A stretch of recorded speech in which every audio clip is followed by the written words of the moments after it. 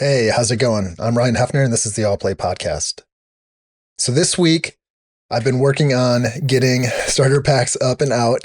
I've been pushing some updates, fixed some stuff as far as some of the loading and stuff going on with it, and some of, just some general odds and ends.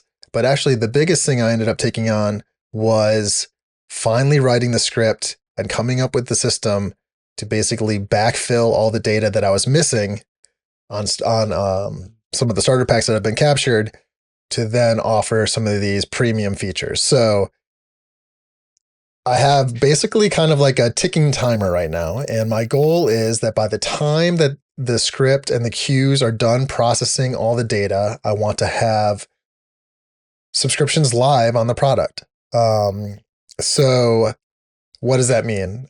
That means that I'm going to figure out what the monthly charge that I'm going to have is. I'm going to see if there's any potentially like multiple tiers, whether that's the number of accounts. So one of the things that I did do when I was setting up the account handling on the app is right now you can authenticate and you're associated to a single account, but it can support multiple. So for people who maybe have both a personal account and they have their project or a business account that they were trying to track or do stuff with, it's going to expose some stuff to do there. So I am going to have to do some work to kind of like expand that out. But for now, I'm going to just focus on the single account experience and pricing plans. And I will roll out the multiple account stuff in the future. But I guess the big thing that I was working on this week was really just getting the whole backfill system up and running. And I wanted to dive into, I guess, my flow on how I ended up doing that, and then eventually what I ended up rolling out and deploying to the site. So I knew I had this problem of I have all these starter packs that I've captured off the fire hose. And at this point, it's over 200. It's like almost like 250,000. I think it's like 249,000 and some odd packs, which it's a lot of data. And as far as the backfill process goes, I basically, for each one of those packs, what I basically settled on, which I was kind of debating on back and forth. It's like, how many rows do I really want to like shove into this database? And, was there a simpler way that I could do it where I could just basically like have a field or a column on the existing starter packs and just like populate that with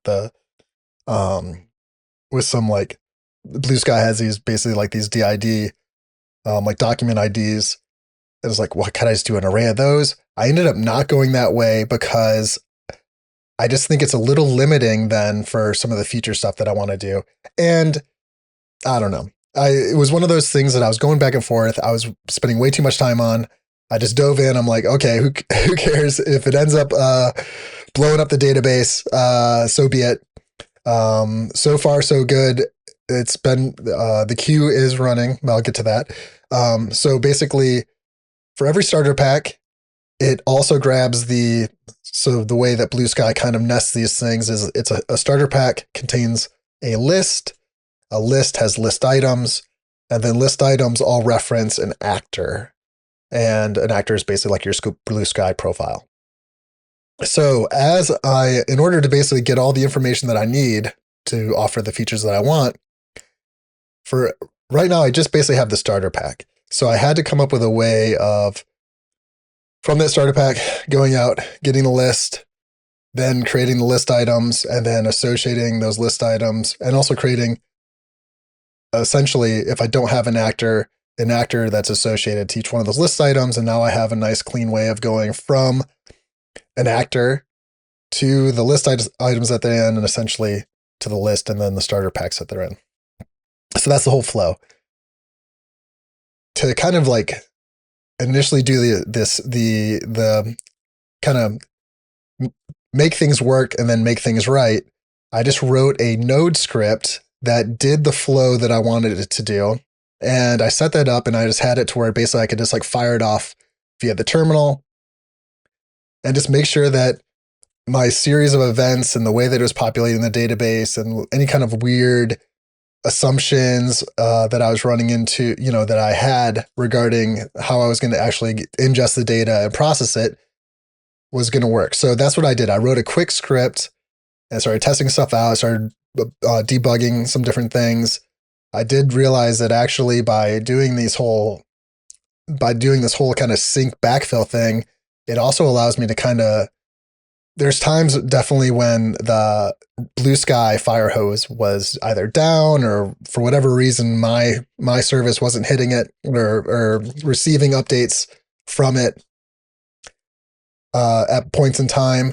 And so there's actually a lot of starter packs that I have that no longer exist on Blue Sky. So actually this whole backfill thing also is like a little bit of like a data integrity thing where I can delete any sort of like hanging starter packs that no longer exist. So that's one of the first things I ended up running into.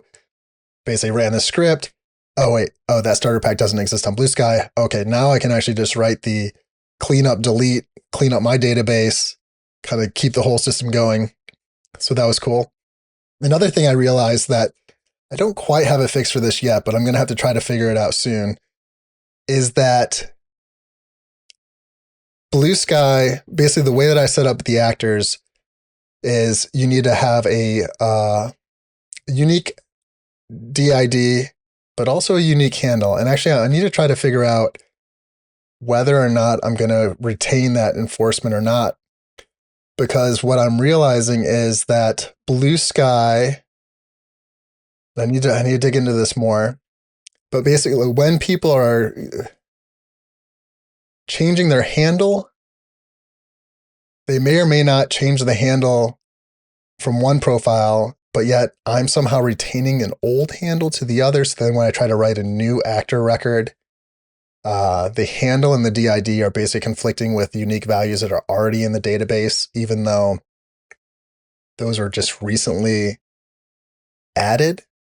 So I need to figure out what's going on there. I need to figure out some sort of resolution on like which one should I rely on? Should I remove the unique handler from the hand or the unique constraint from the handle, and then just have it be based off the DID, and then whatever I get in, I will somehow try to resolve after the fact, but at least I have the actors and the list items that they're associated with, and maybe I can do some sort of account resolution thing. But some of these weird things that you don't really think about, or you don't realize you're going to run into until you're doing it. And so there you go. So I wrote that script, tried to find all these weird, outliers and different things that I was, that either contradict or didn't line up with my assumptions on writing the initial one. And then I was like, okay, I just need to run this thing and just see how long it's actually going to take to process these things. So in my local environment, I have like roughly like 44,000 that have just kind of been like accumulated on my local database while I've been running the site locally and used for testing and stuff. And when I ran that node script, which is basically take a record off, find a starter pack that is not associated to a list ID and pull it off from the database, run all those things, basically, grabbing the list, creating both actors and list items and associating those. That was taking a very long time. So then I realized, okay, I got to run this thing in a queue. I haven't really done anything with nest and queues yet, but I figured this is as good a time as any because I know I'm going to need it for some of the future stuff that I'm going to be working on. And so I dug in a couple days ago. I think it was Wednesday. I was like, all right, let me figure out what this queue stuff is. And got in. Nest has a kind of a direct integration with Bull MQ, which is the first time I've used this, but I did like the queue system. It kind of felt very kind of Laravel-esque in that you could provide a job ID. So I knew that I could basically scope these jobs to a specific job ID and make sure there's no duplicate starter packs or duplicate actions being processed within the queues. So trying to keep the queues down and just started figuring out all this stuff. It is backed by Redis. I do like the idea of like a database backed queue system, but what the heck, I'm going to use Redis for a bunch of other stuff as far as caching and different things. So also Redis is obviously used by a lot of different queue systems. So Redis it is. And actually pretty painlessly, or lack of pain, I was able to get the queue system up and running on my local, just running Redis locally. And then I'm on Render, so I did end up spinning up a Redis box on Render, which has cost me $10 a month. But I have a feeling I'm actually going to run a lot more stuff through these queues, and hopefully it'll justify it'll justify itself, because these queues are actually working out pretty good. So set up the queues running, procured the Redis server, and yeah, I mean, by the Wednesday that night I had queues up and running, and yesterday was basically kind of just like troubleshooting some different things. I did end up pushing it out to the site yesterday. Did end up running into some weird stuff where jobs were just kind of like piling up, and I was also kind of tweaking some of the concurrency settings, but I think I have it pretty much dialed in, and also have so I need to run this script that's going to be basically backfilling all the starter packs. But I also, in setting up the queue system, I decided to take all of the fire hose activity and actions that were just being processed basically at real time as messages were being captured off the fire hose, and decided to actually throw those on the queues as well. So that'll be a little bit more robust for if there's any weird burst in the events from Blue Sky, it'll run into a queue system, and also there's a lot more concurrency. I actually throttled the concurrency up to like 300 jobs that can run in tandem, because I realized that running, this 250, it's going to take a good amount of time. I think doing some rough calculations, and also that's depending on what it's going to be a couple days before the starter packs are fully backfilled. And that's where my ticking time line comes in. So basically I have the queue up and running. I am getting the backfills.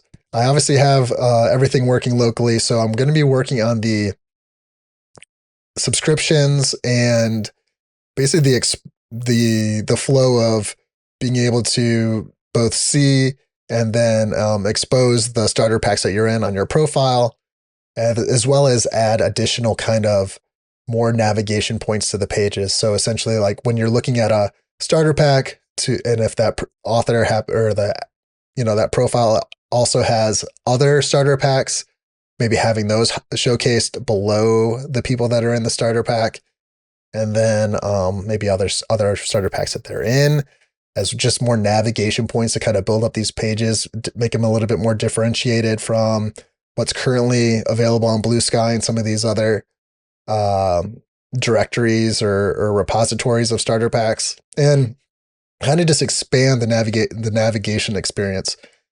So I have 2 days. I'm going to try to get subscriptions out.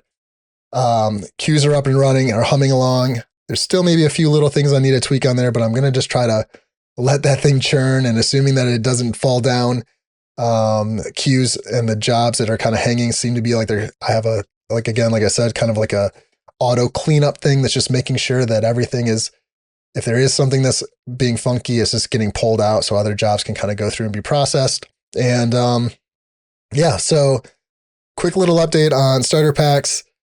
My ticking time bomb to try to get a subscription thing out. And I'm gonna leave it there. So check it out. You can right now you can already authenticate with your Blue Sky account on starter packs. So go to starterpacks.net, browse around, follow some people.